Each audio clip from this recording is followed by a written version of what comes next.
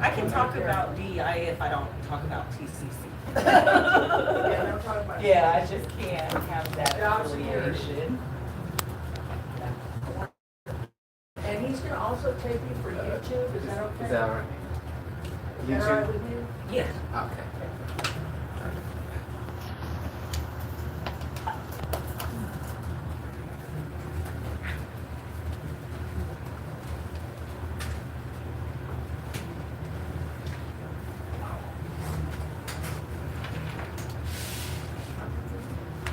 My goodness, we're late. So we got to start. You might. Shadow. Ms. Phillips, bring that in Check close one. to you Check. and talk Right. loud. Right. Check one, check two, can We're doing middle one. Check one, check two. Yep. And then now. you? Check one, check two. Perfect. Ms. Phillips, you can just talk loud and just go as long as you want on the answers. Okay. Okay, no limits. And then at the end though, do mention contact information if you want to. And that will take a break about 20 minutes in, I think. Okay. Those are just some of the housekeeping. I'm not here. No, I just said that, I was just giving them the timetable for all that. And look at the cameras, y'all don't be shy. You have to tell us. And Mr. Travis, don't you dare raise your hand, you just jumped on in. I was a Catholic school boy, man, so I'm sorry. I know, do what you need to do, Mr. Travis. I got you, just So right. you ready? Yeah. Oh, yeah, we're ready. All right. Yeah.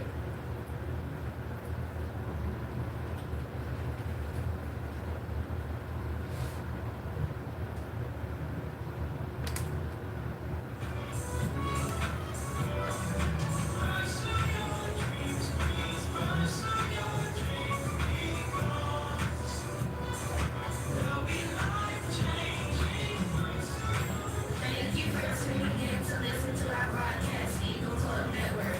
We are the future emerging and inspiring global leaders and entrepreneurs from the Dallas-Fort Worth, Texas Metroplex who are a part of the Future Leaders Outreach Network. Pursuing your dreams, Eagle Club Project.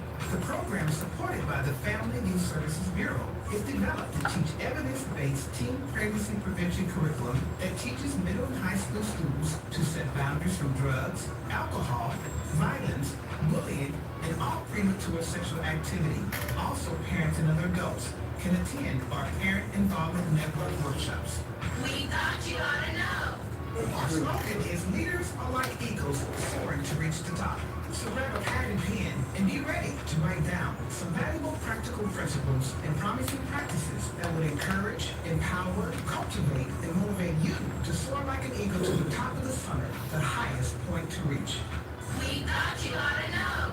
And now, the Eagle Club Network broadcast.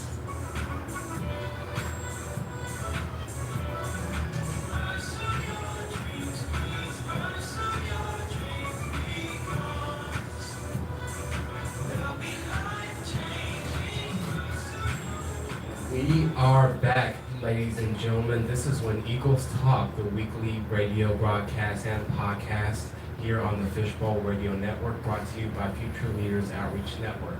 I'm going to go ahead and get a little bit of the housekeeping out of the way. First of all, I would like to take the time to acknowledge our Executive Director, Dr. Diana Clemens.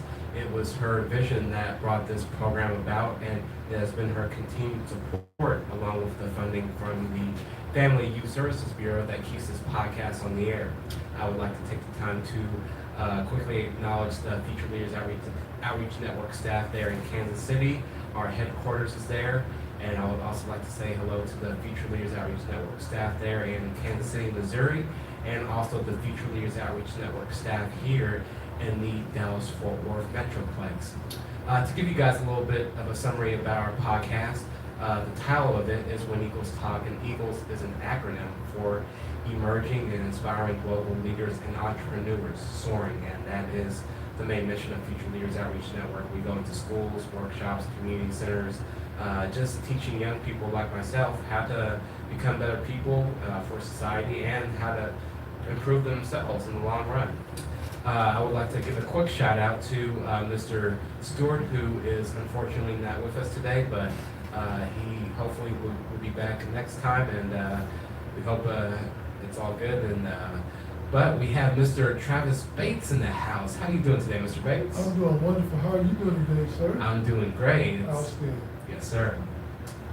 Now, I am going to go ahead and introduce our returning guest joining us today, Miss Toya Phillips. She has previously worked at TCC College, where I graduated from, and she is also on the board of the Fly Girls Leadership Academy. And today she is going to be sharing with us a little bit about her story, her career, and I'm looking forward to hearing all about it. So without further ado, Ms. Phillips, first of all, how are you doing today?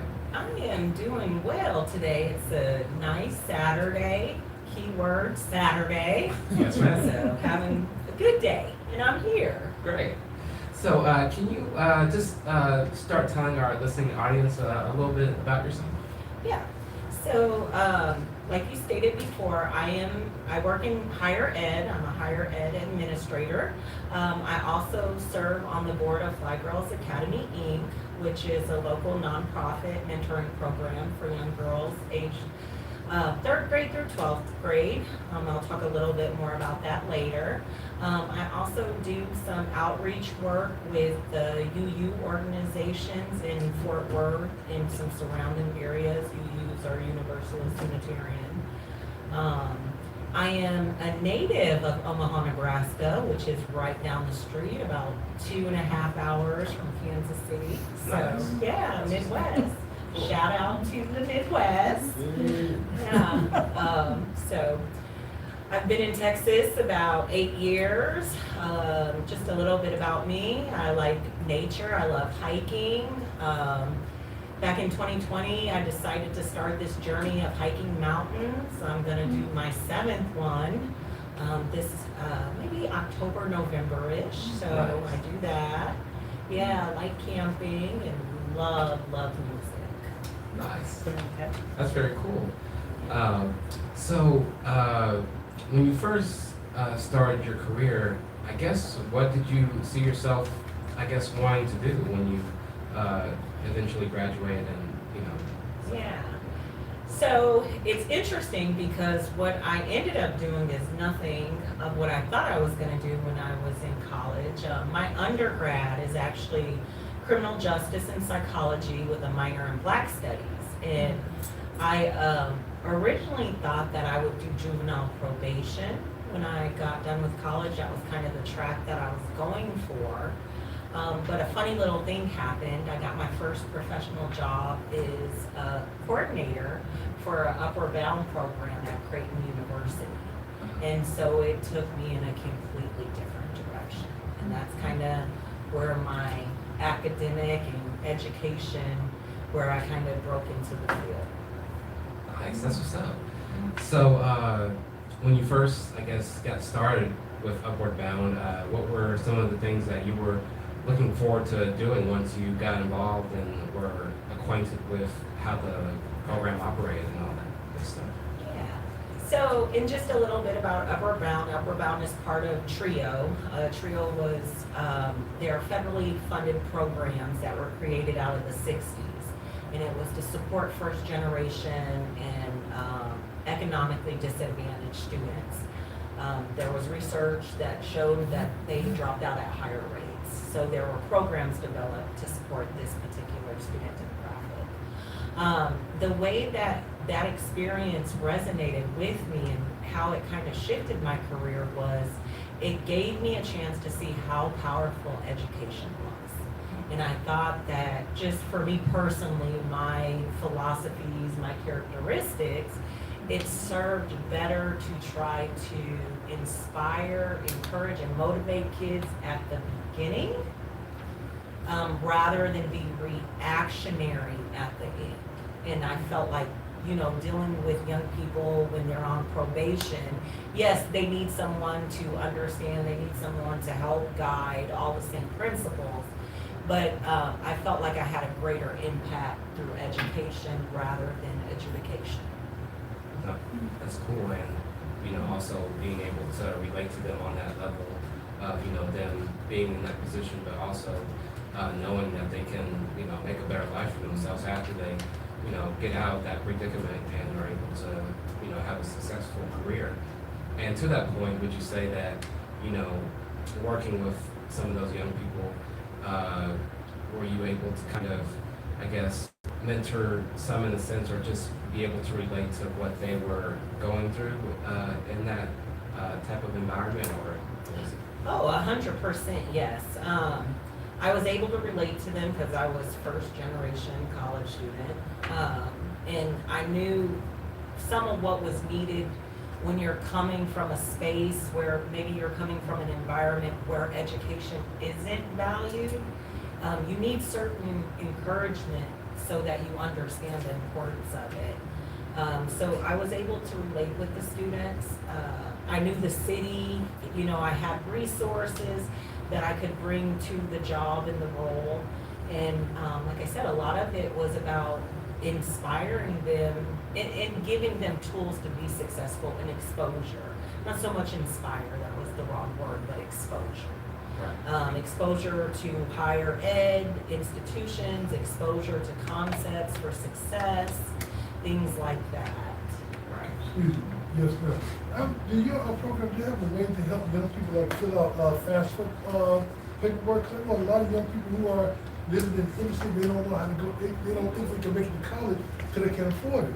So I want to know about, do your program have a way that they can, fill out the paperwork so they can actually get student aid?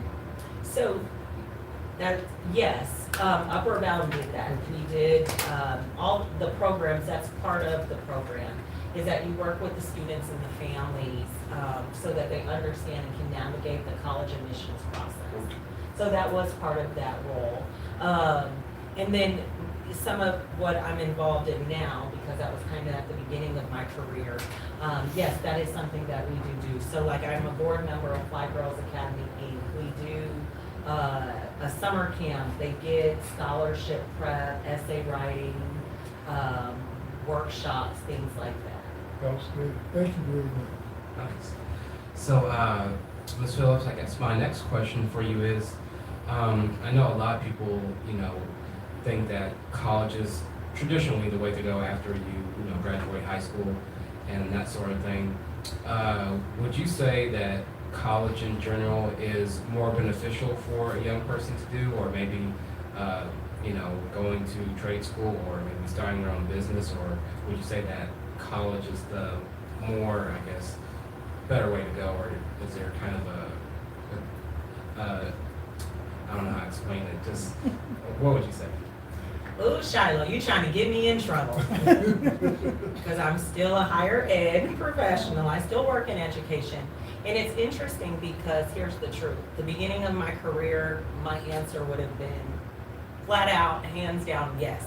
College, college, college. However, 15 years into my career, and especially looking at where we're standing now,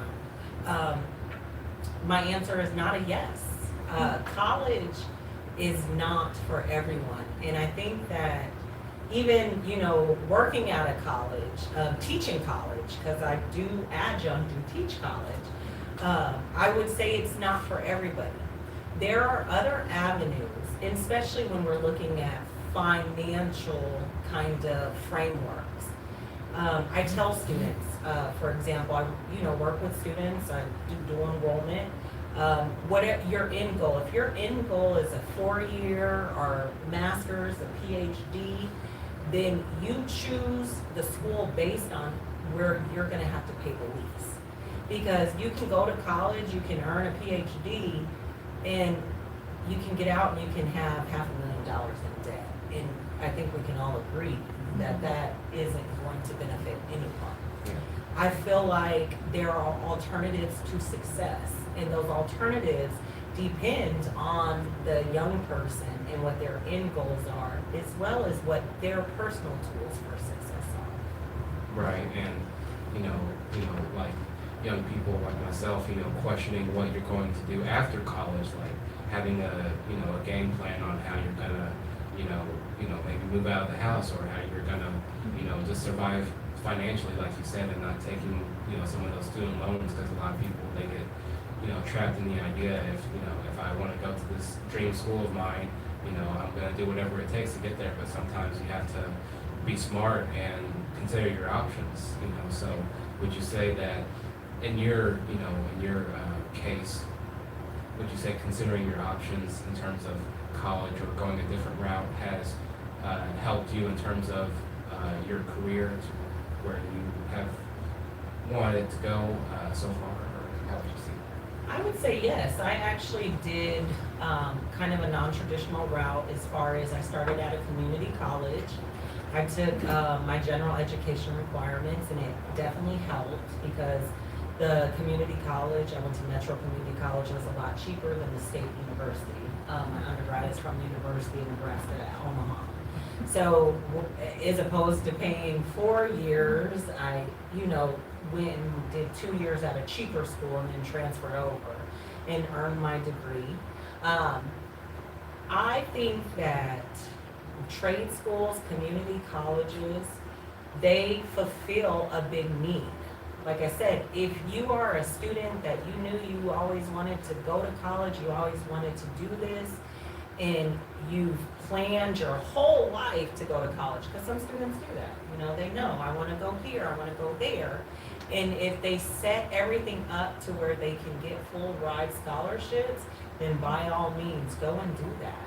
But if you are a student, and I'll be honest, my son was one of these students, and I pushed college, and he was like, Mom, this is your goal. This is your dream. This is not mine. I gotta find my way. And so he went to college and dropped out in the first semester. So then it's like, oh my God, what do you do? What do you do? Well, if you're a student that a traditional college is not for you, then yes, by all means, I recommend trades, especially when I'm looking at the financial aspect of it. A plumber makes more than a teacher. Electricians do too. Electricians do too. Wow. A 2-year computer information technology degree. I know they say, it's good having a degree, but it's also good having skills on top of that to, help you to when you actually do go work a job. Because I know some people, like even high school students, don't even know how to write a resume, and I'm looking at them like, how do you not know that? People, no one ever taught you how to do that, but like you were saying earlier, you use exposure. I'm going to turn it back over to you, Mr. Bates. Okay, thank you very much, sir. What I want to say is that, number one, I came up the same way that you did. When I was in college, I thought I wanted to go into one way of education, but I didn't find out I was getting the education until my last year. And then I was like, wow, let me become a teacher. So again, going to college, it taught me a lot about myself. So I'm not going to sit there and say, well, college was just worthless. Oh, no. But it actually taught me about who I was, because I was a child, that lived in my mom's house, and I did what she wanted me. But then when I moved away, I was like, you got to make your own decisions for yourself now. It taught me that, you can do this on your own. And then I started to grow as a man from there. So, it did help me out as far as becoming secure with who I was as a person. But you're right, it's not meant for everyone. Because again, if you have a hard time sitting in the classroom, college is not for you. But now if you decide to work with your hands, you might think about going into the trades and doing some work with your hands. So again, I totally agree with you there. And we, like you said, the commonality of that, college is a great place to self-reflect and become who you are. That is part of the experience of college. We have an academic experience that happens, and that's getting all of the knowledge and sitting in the class and listening to the professors. But then there's also the internal and the social experience where you're learning who you are, you're finding out what your boundaries, what your passion is, what you care about, what values you have. My time in college helped me grow and develop all of that, being part of different student organizations and clubs and doing different projects and activities. It did develop all of that. That's true. Because actually it helped develop me, because one of the clubs that, I was a member of, I don't know if you ever heard of Alpha Phi Alpha. Yeah. Well, The I was- 9-9. That, We know. they actually helped develop me to believe in myself as a man, as a person. Because again, at that time, when I was 18, 19, 20 years old, I did not know who I was just following the role as far as following who I was as a man. And the Alphas, they actually gave me, I remember when I was pledging, my frat brother told me, he said, hey, every time that you say the word or every time you say you don't want to have nothing to say, they're going to do push-ups. And they actually, I learned, I said, you know what, you got to have more confidence in yourself in what you're saying. Slow down and say it. And again, and then also, me being able to meet people from all over the world. So to be honest with you, I come from the south side of Chicago. And the only people I saw that was, even though I went to 85% all-white high school, but all I saw in my life was black people. So me actually knowing that I can actually compete just with anybody, people from Africa, people from Asia, and I can still make it, it gave me the confidence that, it doesn't matter who you are, you're going to be able to succeed, whatever you're doing. That's right. So I guess my next question for you, Ms. Phillips, is I know a lot of young people, they are, how can I say it, they are, I guess, adjusted to the fact, or they stick with the idea of, if I just stay in school for this amount of time, I can delay the time that, I eventually get to move out of the house. And, I know some young people are, afraid to, eventually do that, move out of the house because they're used to the structure of, having an education, going to college and, being in the classroom and all that. Would you say that that kind of mentality can hinder them, or how would you address that?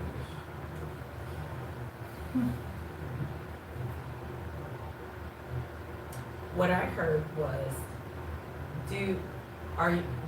what advice would be given to young people who are prolonging education as a way to maybe prevent or delay adulthood?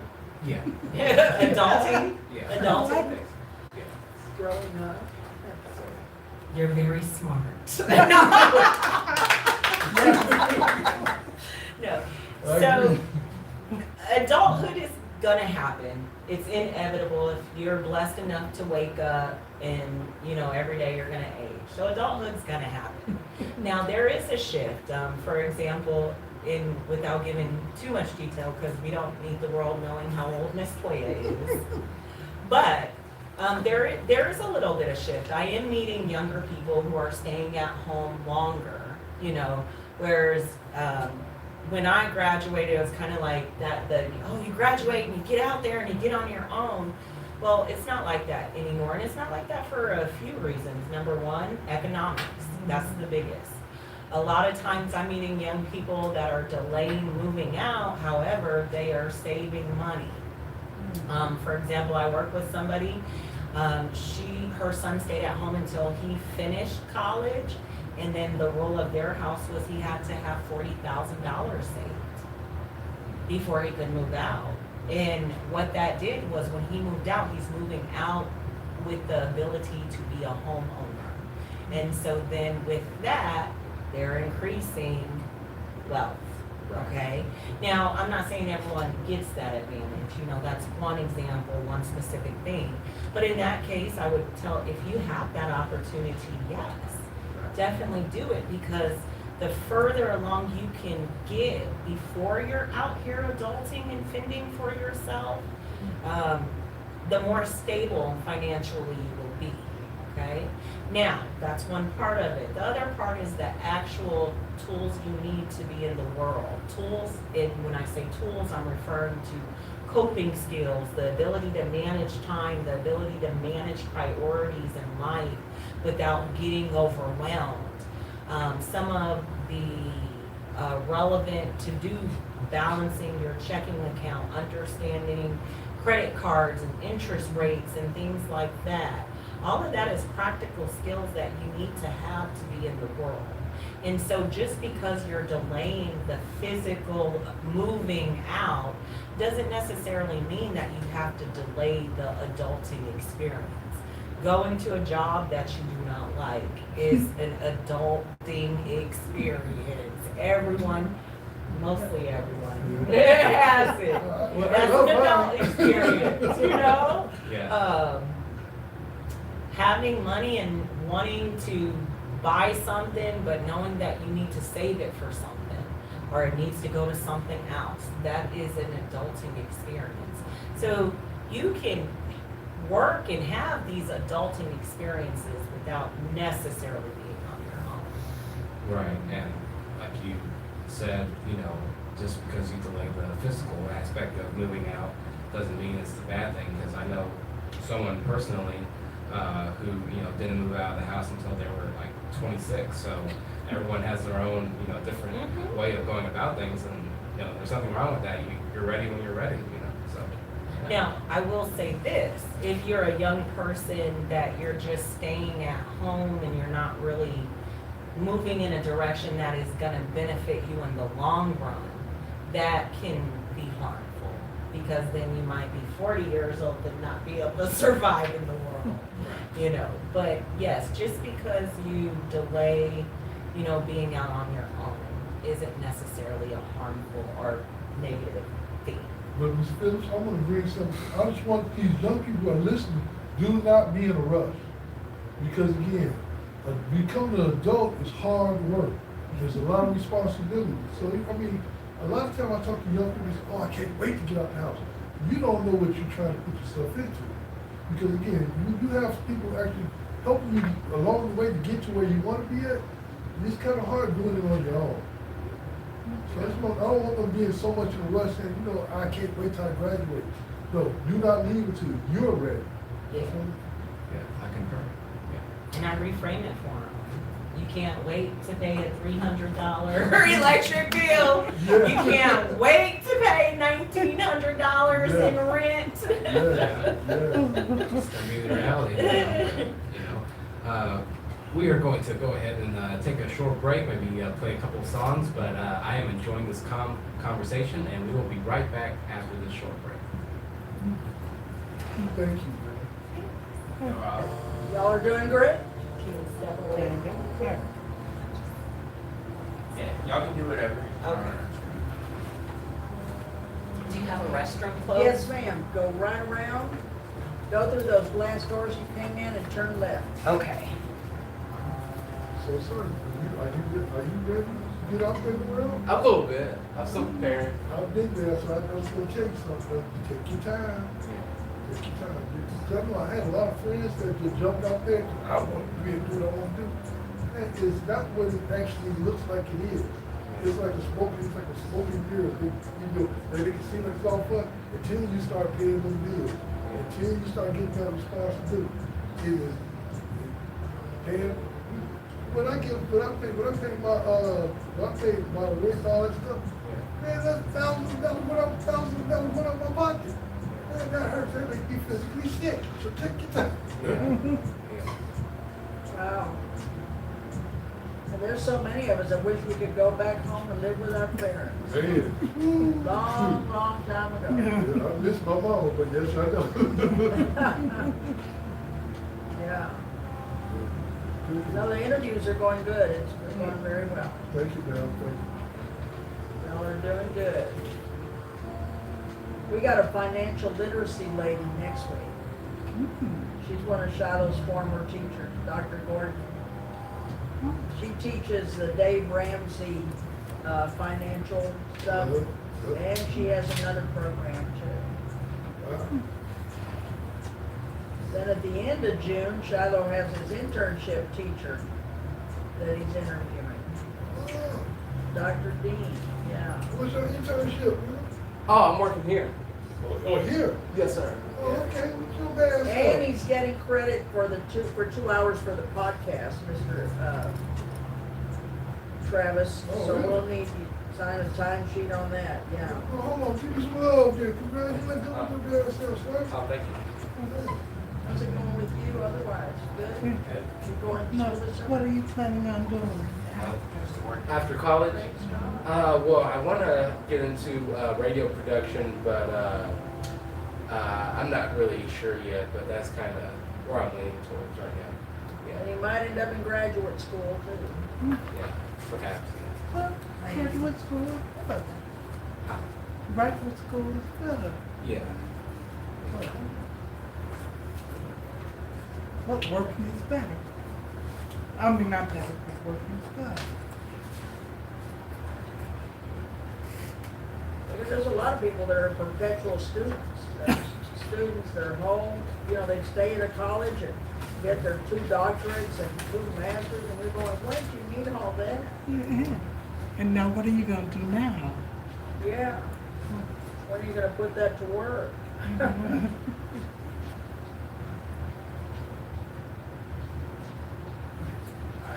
Y'all ready?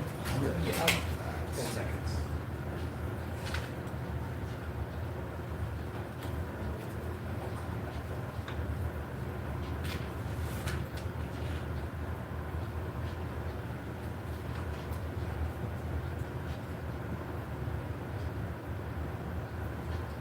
Going back. 5, 4,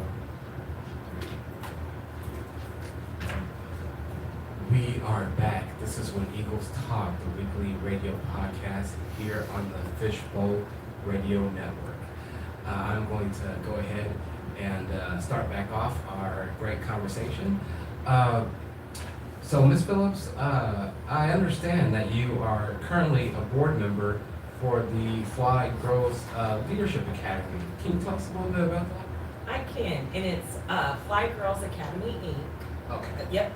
Sorry. And no, you're okay, because I think there might be a Fly Girls Leadership Academy in a different organization. But no, Fly Girls Academy, Inc., it is a nonprofit. It's based out of Tarrant County. It is geared towards girls, 3rd grade through 12th grade. And what Fly Girls does is we're basically cultivating young women. We're empowering them to be future leaders. Okay, and so we do that in a variety of ways. We're actually encouraging them, we provide them exposure to careers. We do career days, job shadowing, things like that. They also get, we expose them to themes like mental wellness and being supportive and being an advocate. We're teaching them how to be entrepreneurs, developing, using their talents to, you know, earn money or, you know, manage projects, things like that. And then we also just kind of, they do mentoring, monthly workshops, different topics. We did a career day in April where it was a fine arts career day. This was our 4th career day, our 4th annual career day. And I feel like maybe I'm jumping all over the place. Fly Girls was founded in 2021 by Lauren Scott Kelly. And Lauren Scott was a former middle school teacher. And so when she was working with our classrooms, you know, she was seeing these maybe deficits that education was not hitting, that, you know, where you have to teach for testing, you have to STAR test, things like that. So there's a lot of soft skills that aren't being developed in young people today. And so when she kind of seen that need, she started out with her daughter, a few of her nieces and their friends. They started out in her basement, and then the program just has grown from there. That's what's up. Yeah. So, is there any particular part of the program that is one of your favorite things to do, like in terms of, you know, helping out the young girls, in terms of, you know, helping them succeed and things like that? So yes, I actually do direct work with the girls. You know, every day I plan the career day and pull that together. We do a summer camp. Our summer camp runs this year from June 29th through July, I want to say it's 9th is that Friday, so it's 2 weeks in the summertime where the girls, they come, it's held at 901 Page Street, it's Westside UU, they host the space, but the girls they get a variety of workshops. And so I think that's my favorite thing to do with them is kind of when I do the workshops and facilitate the workshops. And every year, since I'm a big nature person, I do a cookout, I organize a cookout and a nature walk for these young ladies, and that is always the best. I keep joking with them and telling them that my goal, I'm gonna get a few of them to attempt to hike a mountain with me. That's my vision. Whether it will be reached or not, we don't know. Yeah. But I think that's my favorite thing. And it's my favorite thing because a lot of our young ladies don't get opportunities to be outside, you know. And so the first year that I did it, I've been a board member for 4 years now. The first nature walk that I did with them, you know, we went to Gateway, and it was such an experience. And to see them just laughing and playing and off of their phones and not on social media and like good old fashioned playing. Like it started raining and I was like, oh, it's over. But no, the girls were out there flipping and twirling and in the rain. And I'm like, this is really cool. Yeah, that's awesome, man. You know, to that point, you know, a lot of people, you know, are, you know, consumed with, you know, a lot of social media and things like that, especially in this generation, and, you know, just being able to just lay on the grass and just look at the sky and just take a moment to step back, you know, it's going to be beneficial, you know, for your, you know, mental health, and also just experiencing, you know, like you said, nature, which is one of your favorite things to do. So, yeah. I'm going to turn it back over to you, Mr. Bates. Thank you very much. What I want to say, number one, I love the program because especially when they're going out in nature, they're able to take off their masks. The people, you know, because they're trying to be somebody that their parents want them to be or what society wants them to be. But when you can actually go on out there and you can be your true self, I love that. Because a lot of these young girls, they try to be something that other people want them to be. And you can't be happy being that type of person. So I applaud that. And that was one thing that I think is a very vital part of our program. It is to get our girls to self-actualize. We want to develop them as leaders. We want them to be fearless leaders in the community and serve the community. But we also want them to know who they are and know who they are internally before the world defines who they are. And I have another question. Is there a male component to the group? So there is a male component. There was a male initiative started in, I want to say 2024. Now, I don't serve on that board. They were wanting to extend it out. Lauren Scott's husband is a coach. And so I want to say he's a coach in Dallas ISD. And so I think that maybe he is tasked with developing that out. I know that right now they're not incorporated and they're not a nonprofit, but there is an initiative to kind of work with them because they need the same things that our young ladies need, and then they need additional things or different things. I understand. But I think what I was trying to get to is like, because we got to be able to get along, we have to be able to, we can't live without the other. Mm-hmm. So again, so young ladies need to know how they need to be treated by men, or how, and young men should know how they should be treating young women as well. So again, I think that's why, as far as coming together and, you know, getting along, we got to be able to know how, you know, how we expect to be treated by the other group. Oh, 100%. And we expose our girls. I mean, we have male speakers that come and, you know, talk to our girl. Like we have a male speaker that's slated to do the third day of summer camp. And he's going to talk to them about entrepreneurship and designing things. So we do give them that. We don't keep, you know, we don't keep it, I guess, gender segregated. Men come and work with our girls too. Okay, good. Yeah. Yes. Nice. So I guess my next question for you, Ms. Phillips, is what has been one of the, I guess, proudest moments of your career that you've been a part of? Like, Is there anything that stands out to you or in that regard? There's not one specific proud moment. I tell people I have been blessed, and I've been blessed in a way that I've been able to work in a field and work in jobs where the bottom line has been impact. And I've been given creative reign to, you know, kind of bring my own authentic self into these roles to work with young people.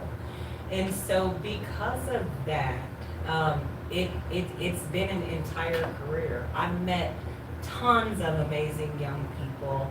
I have been blessed to be part of people's journey, and their story is they're going along. You know, I have a young lady in my life. I was her case manager, and that's how we met. And you know, she's family now. When I met her, she was in the foster care system. She aged out of foster care, actually. They gave me her case file, and they told me that, you know, that everyone's tried and nothing's worked with her, and she's done this and this and this. And you want to know where she is now? Last year she graduated with her master's. She just finished an internship with the Austin State of Representatives. Yeah. She's a proud mom of a 4-year-old. And like I said, when I look at her, and I was at both her graduations, you know, it's things like that. And she's not the only one, you know. Over the years, I can think of dozens of examples of young people that were able to overcome and, you know, kind of create better pathways for themselves. I think where I take the most pride in is being part of something that I was able to buy into, able to believe in. And here's the truth: education, what I've been able to experience with young people is the same thing I experienced as a young person. I had counselors and teachers and, you know, people that no matter whatever mess I was in, they looked at me and they were able to see potential and cultivate that. And that's a powerful thing.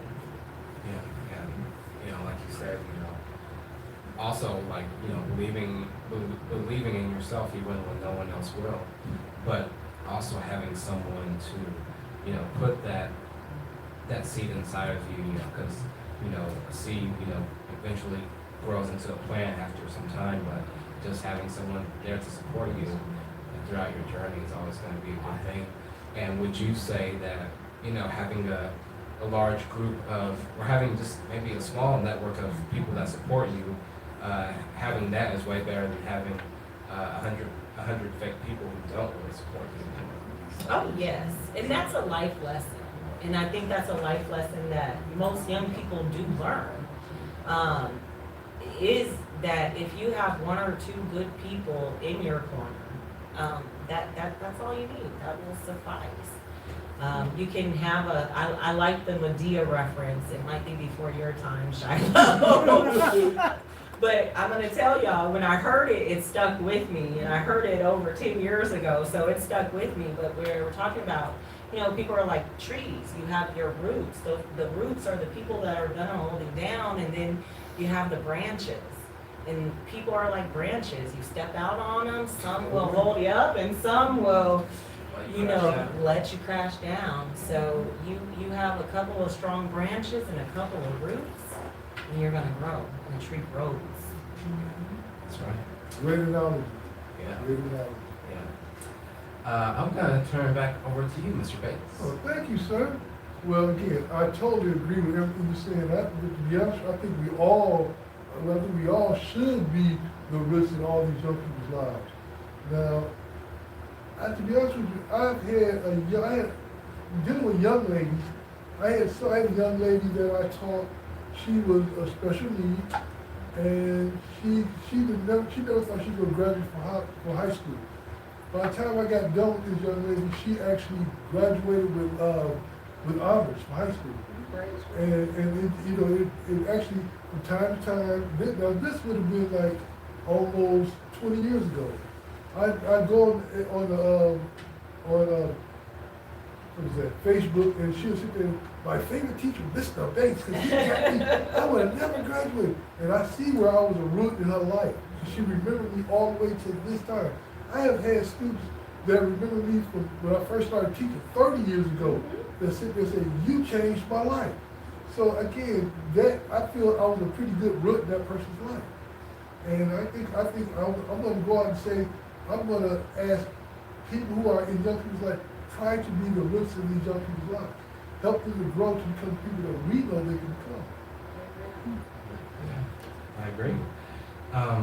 So, I guess my next question for you, Ms. Phillips, is what advice maybe would you give to maybe a young person who maybe does not have, a strong support system or doesn't have someone that shows up for them, who is just going through the trenches? What would you say to them?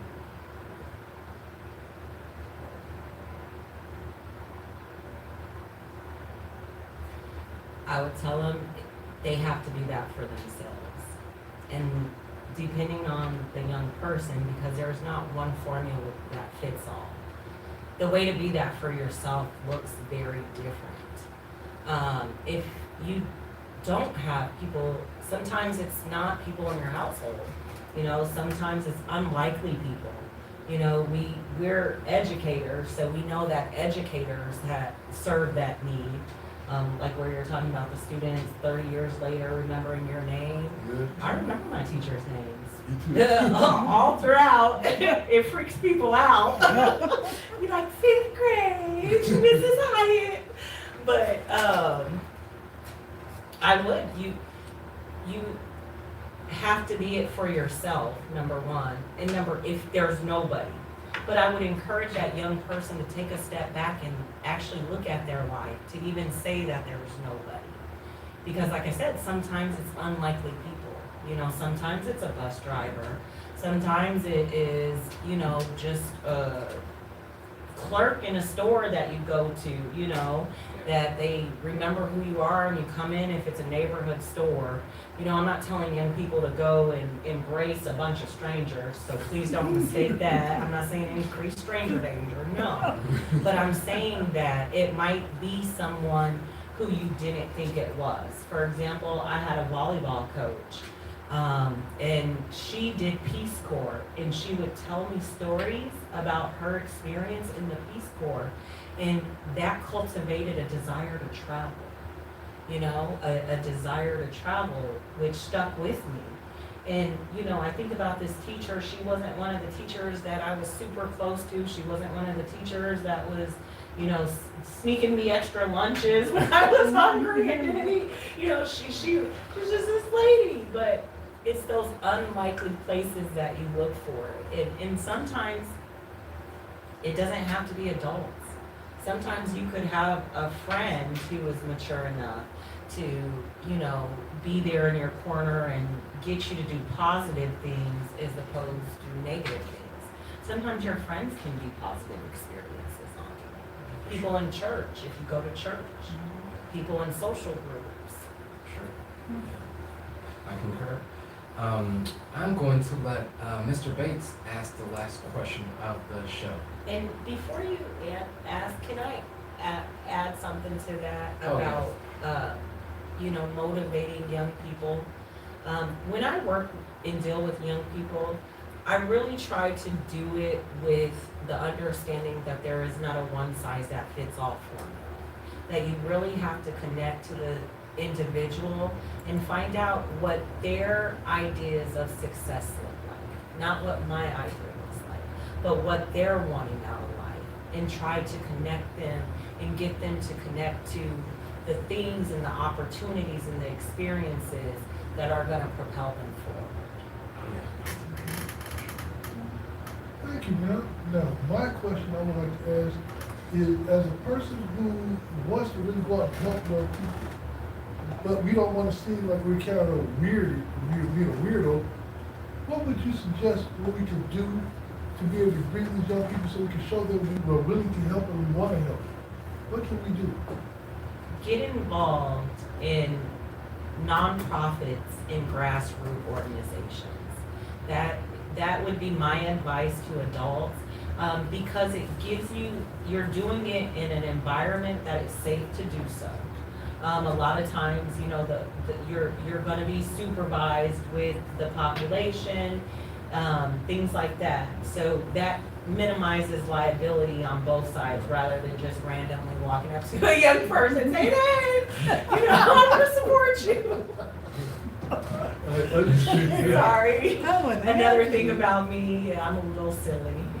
I try to tone it down, it just usually comes through. But, so get involved, and I always say grassroots organizations, because those are the organizations that struggle the most. We all know well-known organizations, youth organizations. We know YMCA. We know Boys and Girls Club. We know Girl Scouts. I used to work for Girl Scouts. I used to work for Boys and Girls Scouts. Wonderful organizations. But they are very established, and just in the times we are in right now, there's a lot of grassroots organizations like Fly Girls, other organizations that need the support. They need support financially, they need support with volunteers, people willing to do workshops with young ladies, provide opportunities, talk about careers, things like that. So that would be my advice. Thank you. Thank you. Yeah. I guess I'll wrap it up with a question, Ms. Phillips. Is there any advice or a message that you would like to tell our audience that is listening right now? There is. I think when I work with my students and young people, you know, what I want them to get as they walk away is to understand that they are on their own journey. Their path is their path. You can spend a lot of time and a lot of energy stacking your path up against someone else's path. And it's not gonna keep you motivated, it's not gonna feed you. Understand your path is your path, and be okay with being who you are and where you're at in your journey, in your path. Yeah, like, you know, comparing yourself to others. That's kind of the thief of joy, truly, because you see someone else's life and you're like, you know, why can't I live a life like theirs? But it's your life that you're living. They're not them. You're not them, and they're not you. So I agree. We need to put that on a bumper sticker. Yeah. We really do, and it is. Live your life, and then also understand not everything you see is what it seems. I think young people now, and it's one of the biggest challenges, social media plays such a big role in the minds of young people. And so where you're talking about the comparing yourself, you think you're comparing yourself to somebody, but it's not a real thing. You're seeing a snapshot of something in a moment of time. It doesn't mean that that's really that person's life. Right. I agree 100%. Ms. Phillips, thank you for joining us today. Yes. Yes. Thank you, Mr. It was a great experience the first time, and it's been a pleasure to be back. Yes, ma'am. Yeah. We will be back next week, everyone. But until then, as me and Mr. Stewart always say, take time to love yourself, because if you do, it will be that much easier to love somebody else. Shout out to Mr. Stewart. Hope you can come back next week or whenever. And shout out to Dr. Clemens. And we will be back next week, everyone. Take care. Yeah, right. Thank you, that was very nice. Thank you. Great job, guys. Thank I you. don't think you can help me with this. Thank you, We're sir. gonna take a picture of the three of you out here. And Ms. Phillips, if you want a copy of the podcast, what does she have to do, Mr. Coleman? To get a copy of the podcast? Okay, your email. Okay. You'll write it out. Yeah.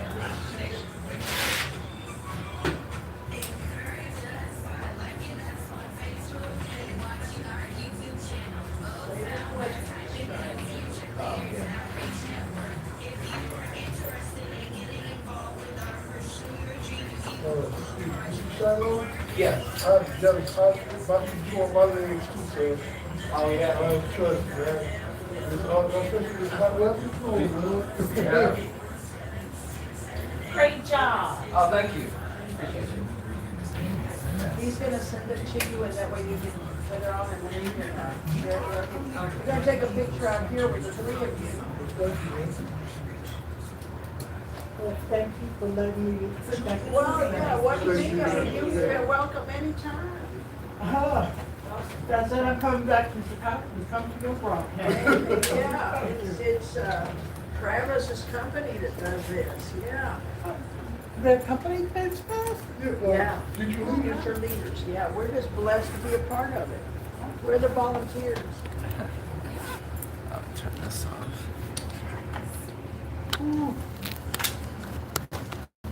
The other one, right? Go ahead.